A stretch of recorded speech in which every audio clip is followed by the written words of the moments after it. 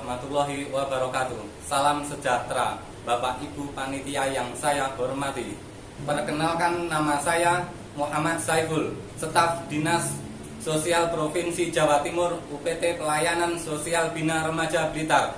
Peserta Diklat PDPS BBPPKS Yogyakarta Angkatan 6 Kelompok 1 tahun 2022 yang ada di UPT Perlindungan dan Pelayanan Sosial Petirahan Anak atau PPSPA Batu di Dinas Sosial Provinsi Jawa Timur.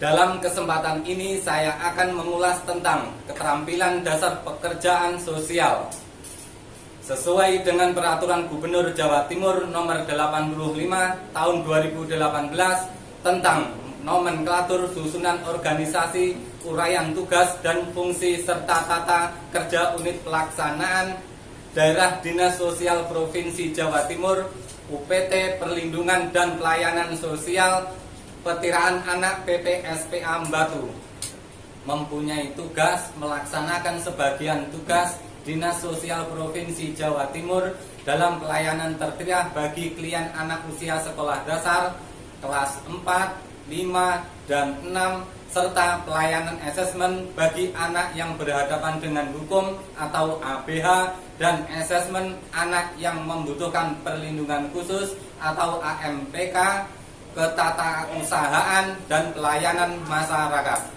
Dalam keterampilan dasar pekerjaan sosial meliputi keterampilan komunikasi, keterampilan membangun relasi, wawancara konseling, serta pengembangan jejaring kemitraan dalam penyelenggaraan sosial, yaitu keterampilan dasar komunikasi.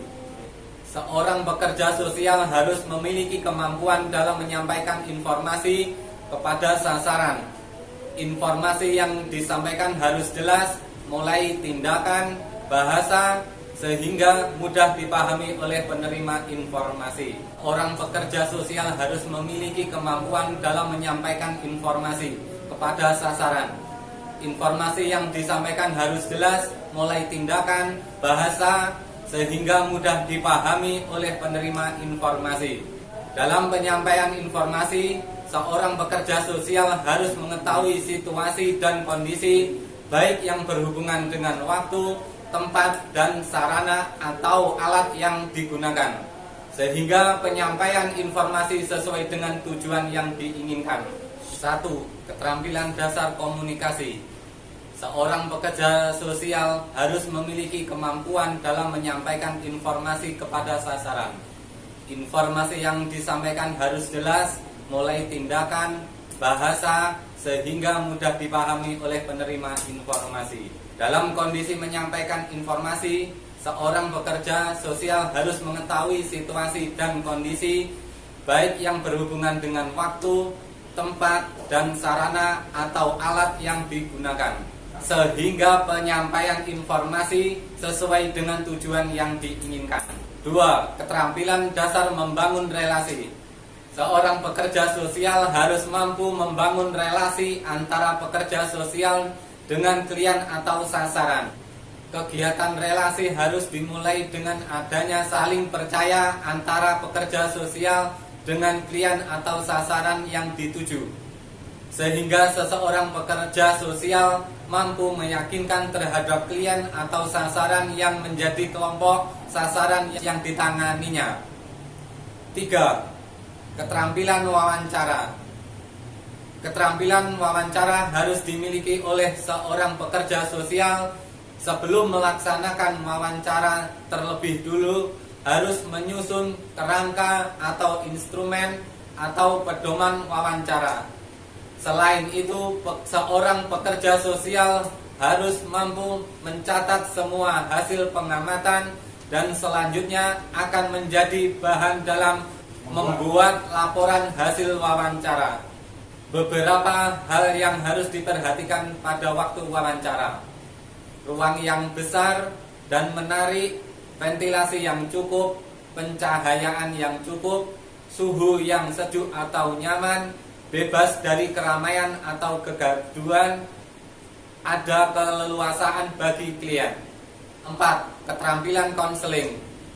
Seorang pekerja sosial harus memiliki kemampuan berkomunikasi dalam rangka melaksanakan konseling atau sebagai konselor. Hal-hal yang harus dimiliki seorang pekerja sosial menjadi konselor adalah sebagai berikut. A. Kemampuan personal. Harus sehat, nyaman untuk membicarakan masalah umum, memiliki kemampuan, pengetahuan dan kompetensi. B. Ketulusan, memiliki minat yang kuat, kejujuran dan kemampuan untuk membantu orang lain. C. Kesiapan, harus luas, pandai dan fokus pada masalah yang ditangani. D. Hangat dan empatik, keramahan yang tulus, menerima klien apa adanya dan memperhatikan sifat kemanusiaan.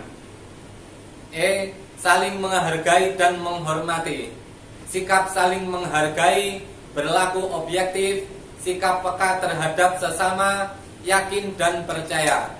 5.